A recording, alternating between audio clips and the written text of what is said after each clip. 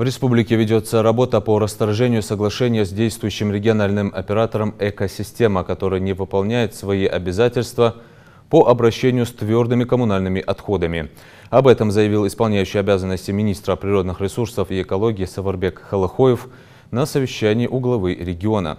Он пояснил, что речь идет о нарушении схемы потоков ТКО от источников их образования до объектов обработки, утилизации и размещения отходов.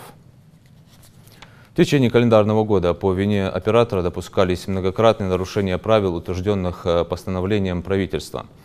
Также нарушались условия договоров на оказание услуг по обращению с твердыми коммунальными отходами, подтвержденные соответствующими актами.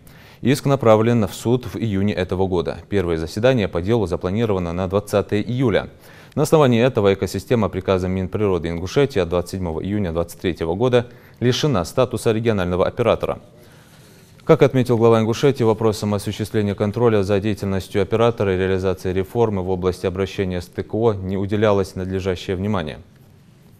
Напомню, в рамках решения вопроса строительства полигона с объектами обработки и утилизации отходов выбран земельный участок в селении Верхние Очелуки. На заседании комиссии по земельным вопросам в середине мая вынесено положительное решение о выделении площадки для строительства полигона.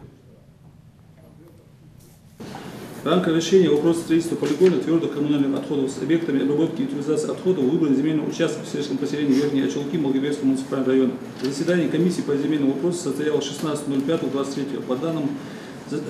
На данном заседании вынесено положительное решение о выделении земельного участка площадью 50 га для строительства полигона и о переводе земельного участка из категории земель сельскохозяйственного назначения в категорию земель промышленности. Распоряжением Минсельхоза Ингушетии от 8.06.23 номер 20-Р утверждена схема расположения земельного участка на кадастровом плане территории площадью 50 га. Земельный участок поставлен на кадастровый учет, присвоен кадастровый номер. В ближайшее время земельный участок будет переведен в категорию земель промышленности. По итогам совещания, проведенного заместителем председателя правительства Российской Федерации Викторией Валерьевной Абрамченко, были проведены переговоры с представителями публичной правовой компании «Российский экологический оператор». Намечены шаги по дальнейшей работе в целях получения субсидий для строительства полигонов с объектами обработки и утилизации отходов. К сожалению, эту работу правительство уделяло недостаточно внимания. Мы ее, с одной стороны, упустили, так что пришлось объясняться уже на уровне правительства Российской Федерации. То земли у нас нет, то у нас одно не подходит, то второе.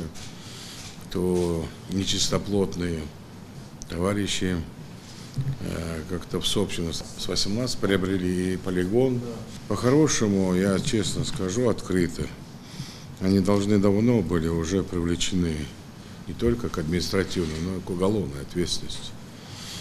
И от этого страдать начали еще районные города. Почему? Потому что мусор-то убирать надо, но возиться с мусором никто не хочет. Поверхностно все.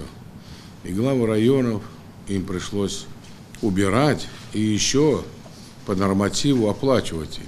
Представляете, вот аппарат администрации, управление правовое. Сколько? 2 года уже? Больше судимся? 3 года. Вот. И наш, как говорится, самый справедливый суд берет в сторону людей этих.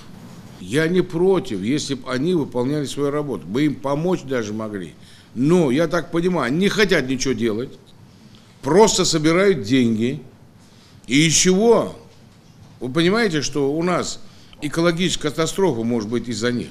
Я хотел бы, чтобы четко сейчас определилось Халухаев в части того, что вот мы там землю-то подобрали сейчас в Очелуках. Исследования там достаточные, чтобы не сказали завтра, геодезия, недры, что там, грунтовые воды или там Очелуки вода. Но нужно экспертное заключение, если нужно там заградительные какие-то еще какие-то делать. Кроме того, там, чтобы дренаж тут в сторону не шел, куда не нужно, там уже будет Росприроднадзор, они все знают, что там делать. Где касается жизнедеятельности человека, мы должны все-таки принимать незамедлительно. То есть, если там мы видим через день, 2, 5 вода загрязнится минимум, значит, надо уже караул кричать. Вот. А то, что мы там напишем, вы там посмотрите, ходите, от этого ничего лучше не будет. Надо сразу вводить санкции, сразу материалы. И распишите там алгоритм действия по срокам.